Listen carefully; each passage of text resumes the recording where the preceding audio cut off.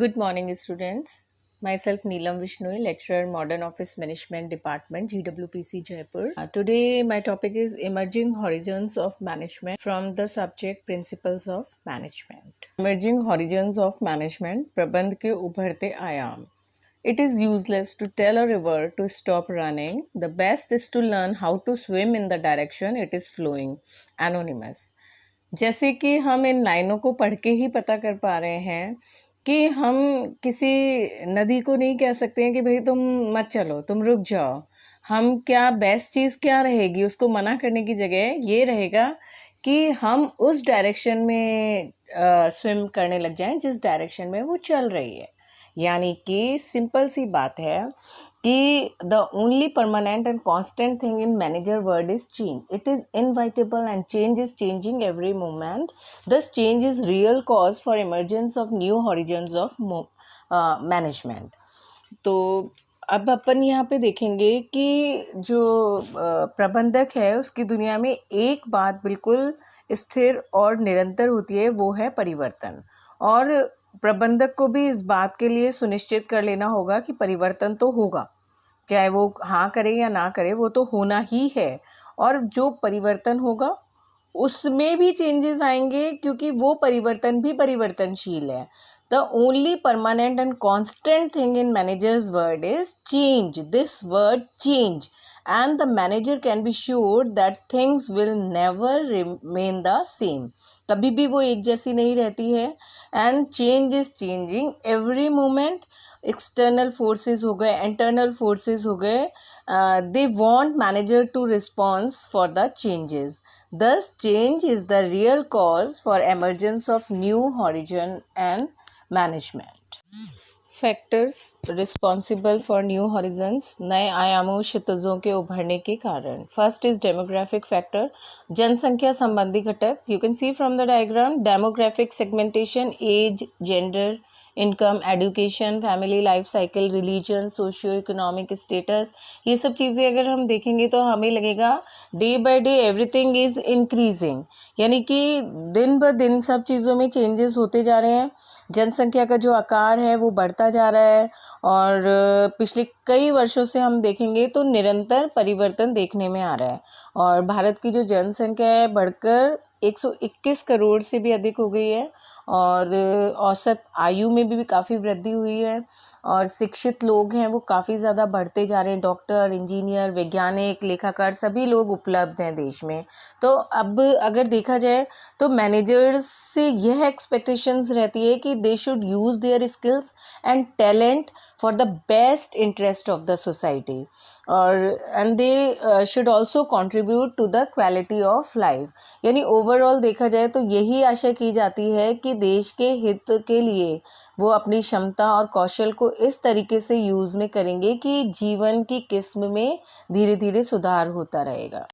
Second is social and cultural forces, सामाजिक एवं सांस्कृतिक घटक. Now, social and cultural scene is becoming more and more complex. Lifestyle, social value, beliefs changing quickly, and in the past, it was not like this. People are becoming more concerned and conscious about the quality and safety of the products. They think about the education of the children, quality of life rather than the quantity of goods. They are preferring to buy the branded goods like car, scooter, refrigerator, music system etc.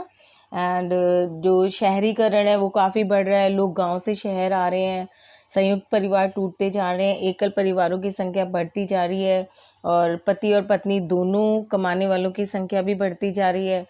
जो लोग हैं वो स्वास्थ्य के प्रति सचेत होते जा रहे हैं और जनता में क्या है जागरूकता भी बढ़ती जा रही है.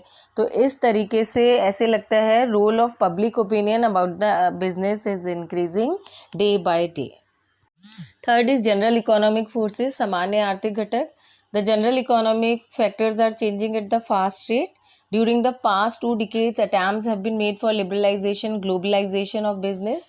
New liberalized economic policies have been introduced. जो देश है उसके सामान्य आर्थिक घटकों में परिवर्तन दिखाई दे रहा है. जीडीपी तथा राष्ट्रीय आय बढ़ती जा रही है, प्रति व्यक्ति आय में भी बढ़ोतरी हो रही है और हमारी राष्ट्रीय आय तथा प्रति व्यक्ति आय अन्य राष्ट्रों की तुलना में बहुत कम है, लेकिन इसमें भी वृद्धि होती जा रही है और देश में आर्थिक उदारीकरण की प्रक्रिया जारी है। देश की सरकार अर्थव्यवस्था और व्यवसाय के भूमंडलीकरण की दिशा में सक्रिय कदम उठा रही है। तो अगर हम देखेंगे तो यहाँ पे WTO जो वर्ल्ड ट्रेड ऑर्गेनाइजेशन है, they created new hope for globalization of business. Indian managers have new opportunities for performing in the international scene. All these new dimensions of economy will boost new avenues for business managers. Fourth is market forces, बाजार घटक. Market forces are changing at a fast speed. Competition is increasing day by day. And due to this increased competition, pricing pattern, distribution system, promotional programs are changing every then and now. Now we can see here जो अपना आधुनिक बाजार है वो एक ग्राहक प्रधान बाजार है. क्या हो रहा है, इसमें निरंतर परिवर्तन आते जा रहे हैं और इधर मूल्य आधारित प्रतिस्पर्धा ही नहीं, लेकिन ब्रांड, किस्म, विभिन्नता आदि के कारण भी कंपटीशन इंक्रीज होता जा रहा है और यहाँ पे इंटरनेशनल लेवल तक कंपटीशन चलता है और लोग जो हैं वो ये देखते हैं कि भाई हमें सामान अच्छे से अच्छा मिलना चाहिए और इसी कारण से प्रबंधकों को नए रूप से सोचने और काम को करने के लिए बाध्य होना पड़ रहा है. फिफ्थ इज टेक्नोलॉजिकल फोर्सेस, प्रौद्योगिकी के घटक. Large number of new computer-aided machines, equipments, robots, everything is available. Now manager has to face the challenge to produce as well as to make available these products to the society. Now we know there has been a visible changes in the technological forces. Large number of new computer-aided machine came, equipments, robots, everything is available here. अब ATMs आ गए हैं, cell phones, credit cards, fax machines, ये सारी चीज़ें नई technological inventions हैं और ये ग्राहक यूज़ करते हैं. Now manager has to face a challenges to produce, use as well as to make available these product services to the society. तो अब ये रहता है कि जो मैनेजर है उसके समक्ष नवीन प्रौद्योगिकी का उपयोग करने तथा जनता को नए नए उत्पाद को उपलब्ध कराने की एक बहुत बड़ी गंभीर चुनौती रहती है. New topic, task challenges before the managers और एमर्जिंग हॉरिजन्स ऑफ मैनेजमेंट, या प्रबंधकों के सामने चुनौतियां, कार्य. अब आधुनिक समय में जितनी भी घटनाएं घटित हो रही हैं या फिर हम कह सकते हैं कोई भी परिवर्तन हो रहे हैं, तो वो सभी प्रबंधकों को अपने लक्ष्य, आस्थाओं, सोच विचार करके सभी में परिवर्तन को बाध्य करने वाले हैं. तो ऐसे में जितने भी कार्यों को करना होगा, नए विचारों को, नई तकनीकों को अपनाना होगा, तो प्रबंधकों के समक्ष अब कुछ नए कार्य उत्पन्न होंगे और उनके कार्यों के जो नए क्षितिज उभरेंगे उन्हीं सबका मैं धीरे धीरे एक्सप्लेनेशन कर रही हूँ. फर्स्ट इज साइंटिफिक फोरकास्टिंग, वैज्ञानिक पूर्वानुमान. Managers are likely to use more sophisticated and modern techniques and technologies for forecasting the future trend of events. यानी कि सिंपल है कि जो प्रबंधक हैं उनको वैज्ञानिक विधि से पूर्वानुमान करने पर भविष्य में और अधिक ध्यान देना होगा. उन्हें अधिक आधुनिक और परिष्कृत यंत्रों और तकनीकों का उपयोग करना होगा और पूर्व अनुमान लगाने होंगे कि घटनाएं जो हैं वो किस तरीके से होंगी, अच्छी होंगी, बुरी होंगी, क्या करा जा सकता है, तो पूर्व अनुमान लगाना पड़ेगा. सेकंड इज सूचना प्रौद्योगिकी यानी कि information technology. Managers are likely to use IT for effective and efficient utilization of organization resources. यहाँ पे प्रबंधकों को भविष्य में अपने लिए आवश्यक सूचनाएं प्राप्त करने के लिए सूचना प्रौद्योगिकी पर निर्भर करना होगा. Third is strategic planning, view रचनात्मक नियोजन.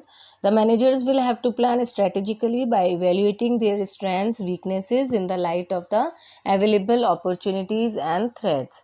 अब इधर अगर हम देखेंगे तो बढ़ती हुई प्रतिस्पर्धा तथा परिवर्तनों की गति के कारण जो भविष्य में प्रबंधकों को व्यू रचनात्मक नियोजन है वो ही करना होगा. प्रबंधकों को अपने वातावरण की परिस्थितियों का गहन अध्ययन करके और व्यू रचनात्मक नियोजन करना पड़ेगा. मतलब अगर हम देखें तो उन लोगों को स्वॉट एनालिसिस भी करना होगा और उनको ये देखना होगा कि किस तरीके के साथ स्ट्रैटेजी तैयार करें ताकि हम ग्रोइंग कंपटीशन और चेंजिंग एनवायरनमेंट के साथ आगे बढ़ते जाएं। Next is creativity and innovation, सृजनशीलता एवं नवकरण। Managers should provide a special kind of climate that is receptive to new ideas and procedures. Now the thing is कि भाई नए ideas, नए procedure, these are very essentials. The managers will creative and innovative skills are likely to succeed in time to come. Manager has to develop such skills of their own as well as their subordinates who are there to succeed them. Managers should provide a special kind of climate that is receptive to new ideas and procedure. तो यहाँ पे यही बताया जा रहा है कि जो भविष्य में प्रबंधक है वो सफल होंगे और सृजनशीलता का गुण उनमें होगा, वो नवीकरण कर सकेंगे। प्रबंधक को अपने आप से तथा अधीनस्थों में सृजनशीलता विकसित करनी ही होगी। Fifth is management by objective, स्वदेशी या उद्देश्य निहित प्रबंध। यहाँ पर हम देखेंगे कि जो भावी प्रबंधक हैं उनको अपनी ओर से उद्देश्य निर्धारित करके और जो अधीनस्थ होते हैं उन पे थोपने की आदत छोड़नी पड़ेगी। तो भाई कई बार क्या होता है, जो प्रबंधक होता है ना वो कहता है बस जो मैंने कह दिया वो ही तुमको करना होगा। तो इसमें क्या होगा, कई बार क्या होता है, चलो कई बार काम हो गया लेकिन कई बार वो नहीं भी हो पाता है। तो यहाँ पर स्वदेशी प्रबंध विचारधारा को अपनाना होगा और उद्देश्यों के निर्धारण की प्रक्रिया नीचे से ऊपर की ओर चलेगी, bottom to up it will go. The future managers are likely to rely on MBO for setting objectives and evaluating and controlling the performance of subordinates. Now, sixth is emphasis on management development, प्रबंध विकास पर बल। The future managers will have to give increased emphasis on management development programs to supplement the job experience. यहाँ पे हम देखेंगे कि भविष्य में प्रबंधकों को प्रबंध विकास पर बल देना होगा, जिससे प्रबंधकों को नवीन सिद्धांतों, विचारधाराओं, तकनीकों की जानकारी दी जा सकेगी। यहाँ पर the future managers will have to give increased emphasis on management development program to supplement the job experience. Now, opportunity may also be used to impart specialized knowledge in the field of information technology, financial management and behavioral science. यहाँ पर ऐसा देखा जाएगा कि प्रबंधक को अपने अनुभव के साथ नवीन ज्ञान, तकनीक, इन सबको अपनाने के लिए तैयार किया जा सकता है और जब वो इन सारी चीज़ों के साथ तैयार हो जाएंगे तो जितने भी फ्यूचर चैलेंजेस हैं, जो भावी चुनौतियां हैं, उनका अधिक प्रभावी ढंग से वो मुकाबला कर पाएंगे। Seventh is seeking strategic alliances, व्यूह-रचनात्मक संयोजन, भागीदारी पर ध्यान। Strategic alliance can be termed as an arrangement wherein two or more entities come together to undertake common interests. Such an arrangement is in vogue in the contemporary business environment. अब हम यहाँ पर देखेंगे कि प्रतिस्पर्धी वातावरण में सफल होने के लिए प्रबंधकों को भविष्य में दूसरी संस्थाओं के साथ व्यूह रचनात्मक संयोजन, भागीदारियां करने होंगी और अगर वो जब ऐसा कर लेंगे तो वो दूसरी संस्थाओं की तकनीक, उनके ज्ञान, शोध सुविधाएं, इन सभी का लाभ जो है वो न्यूनतम लागत पर उठा पाएंगी। तो सिंपल सी बात है यहाँ पे, in order to succeed in a dynamic and competitive environment, managers have to seek strategic alliances, and these alliances are sought to get the benefits of specialized technology, know-how and research facilities. And the managers would have to develop the required art of entering into long-term alliances for their mutual benefits. Eighth is better corporate governance, बेहतर company प्रबंध. Better corporate governance ensures the best of the ways for managers to serve as trustee of the stakeholder and to fulfill social responsibility toward the society as a whole. तो यहाँ पे यही बताया हुआ है, प्रबंधकों का यह दायित्व है कि वे अपनी कंपनी का बेहतर प्रबंध करें और यह दायित्व भविष्य में और भी आगे बढ़ेगा। इसलिए उन्हें अपने कार्यकलापों को, नीतियों में, इन सभी चीज़ों में पारदर्शिता लानी होगी। कंपनियों के संचालन में केवल कानूनी औपचारिकताओं का पालन करने से ही जो प्रबंधक है वो दायित्व से मुक्त नहीं हो पाएगा, बल्कि उसको कर्मचारियों की और जो कस्टमर्स हैं, गवर्नमेंट है, इन सब के प्रति भी दायित्वों को गंभीरता के साथ पूरा करना होगा। यहाँ पे हम देखेंगे managers of the future are under an obligation to ensure better corporate governance. Manager must work with more transparency and accuracy and strive for enhancing long-term value for all stakeholders in the organization. Ninth, system approach to organization, संस्था के प्रति प्रणालीगत दृष्टिकोण। यहाँ पे हम बात करते हैं कि जो भविष्य में अगर प्रबंधक को अपने संगठन और संस्था के प्रति प्रणालीगत दृष्टिकोण विकसित करना होगा, उन्हें संपूर्ण संस्था को एक संपूर्ण इकाई के रूप में देखना और समझना होगा, लेकिन संपूर्ण अर्थव्यवस्था के संदर्भ में इसे इसकी एक उप इकाई के रूप में समझना होगा। और दूसरे शब्दों में अगर अपन बात करेंगे तो प्रबंधकों को अपनी संस्था को संपूर्ण वातावरण अर्थव्यवस्था की एक उप इकाई मानकर और इसे संपूर्ण वातावरण के साथ जोड़कर संचालित करना होगा।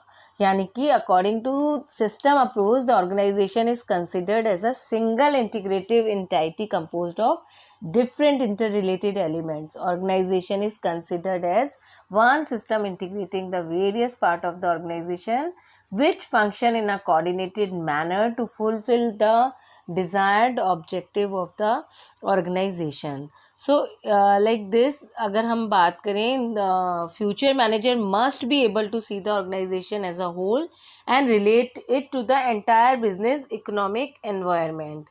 It is necessary to manage the organization in a dynamic and interacting environment. 10th is organizational development, संगठन विकास। Organization development is an organization-wide plan change to improve organizational effectiveness through the use of knowledge and techniques of behavioral science. तो यहाँ पे हम अगर बात करेंगे तो भावी प्रबंधकों को संगठन विकास कार्यक्रमों पर भी ध्यान देना होगा। संगठन विकास कार्यक्रम एक ऐसा कार्यक्रम है जिसके अंतर्गत व्यवहारवादी विज्ञान की तकनीकों का उपयोग करके संपूर्ण संस्था की प्रभावशीलता में अभिवृद्धि करने का प्रयास किया जाता है। तो यहाँ पे अगर हम देखें तो यही बताया जा रहा है कि प्रबंधकों को अपनी संस्था के सभी सदस्यों के जीवन वृत्ति नियोजन, यानी कि जितने भी लोग हैं ना, उनकी कैरियर प्लानिंग करनी होगी और संस्था में कार्य संवर्धन, कार्य विस्तार पर ध्यान देना होगा। लोग अधिक रुचि से कार्य तभी कर पाएंगे। लोगों को दूसरों के प्रति समझ बढ़ाने हेतु सेंसिटिविटी ट्रेनिंग की व्यवस्था करनी होगी और कई सारे इस तरीके के जो डेवलपमेंट्स हैं उनके बारे में सोचना हो। These are all the emerging horizons of the management which we have studied, and furthermore there are some emerging horizons which we can go through the notes. Thank you.